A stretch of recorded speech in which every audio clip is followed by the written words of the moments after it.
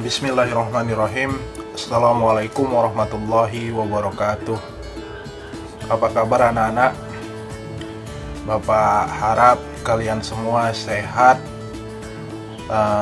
tidak ada kendala, walaupun keadaan kita masih sama seperti hari kemarin. Yang terpenting kalian sehat dan tetap semangat. Baik anak-anak, silakan kalian simak, perhatikan penjelasan Bapak.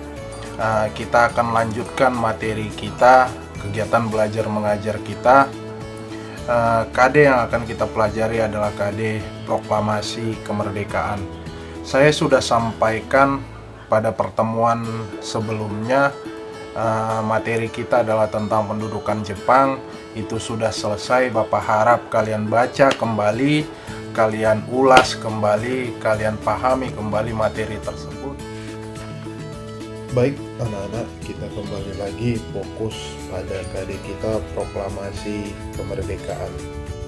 Proklamasi Kemerdekaan ini sudah pernah kalian dapatkan pada saat kalian sekolah dulu di SMP.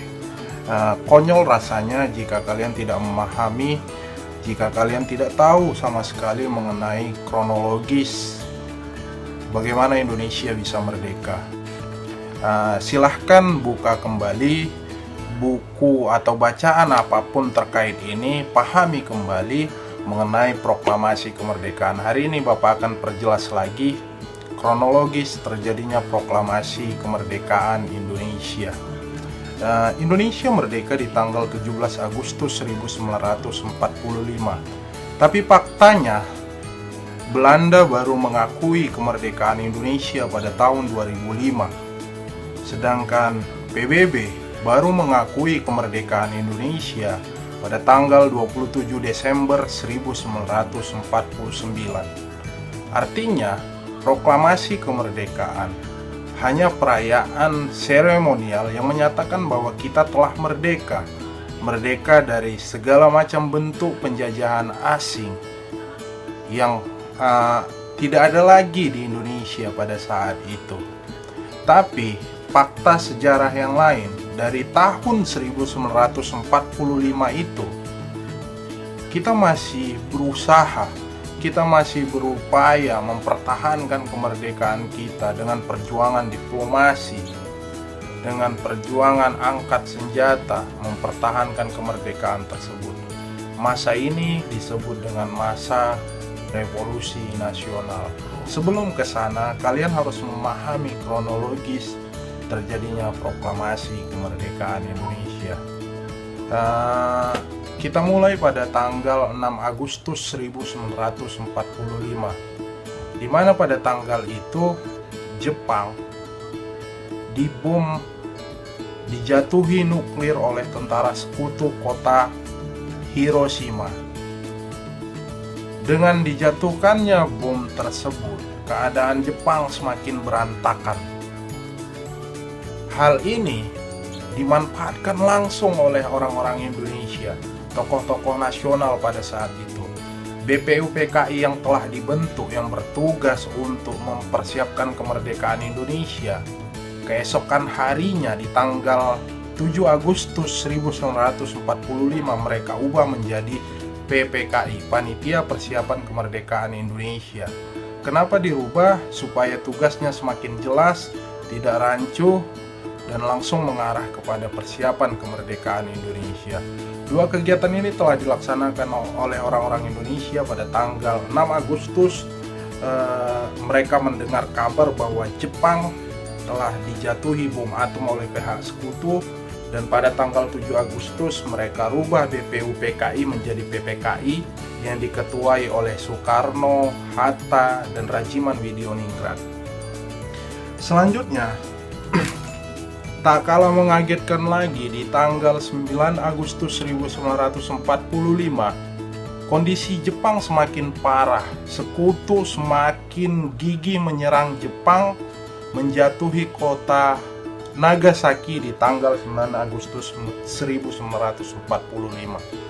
Kota ini adalah kota penting, jantungnya kehidupan Jepang. Dengan dijatuhinya nuklir oleh pihak sekutu, Tidak hanya hari itu ekses yang dimunculkan dari nuklir tersebut, tapi sampai bertahun-tahun dampak yang dia munculkan juga belum terasa hilang. Kemudian di tanggal 10 Agustus 1945, keadaan Indonesia semakin sibuk, semakin berdinamika. Sultan Syahrir, salah satu tokoh nasional yang pro terhadap kemerdekaan Indonesia, mendengar kabar bahwa Jepang telah kacau, telah hancur.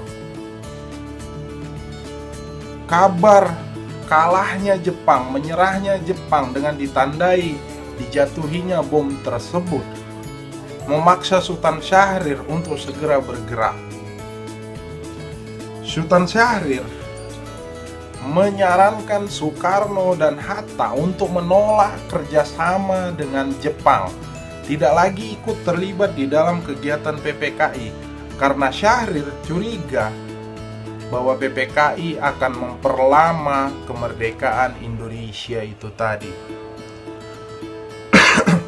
2 hari kemudian, di tanggal 12 Agustus 1945, Soekarno, Hatta, dan Rajiman Widioningrat pergi meninggalkan Indonesia, berangkat ke Dalat, Vietnam, menjumpai Marsekal Terauchi. Di situ terjadi diskusi, di situ terjadi tawar-menawar.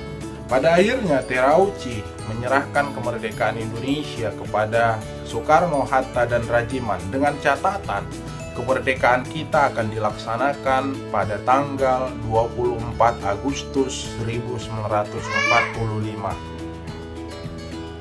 Kabar ini mereka bawa pulang kembali ke Indonesia.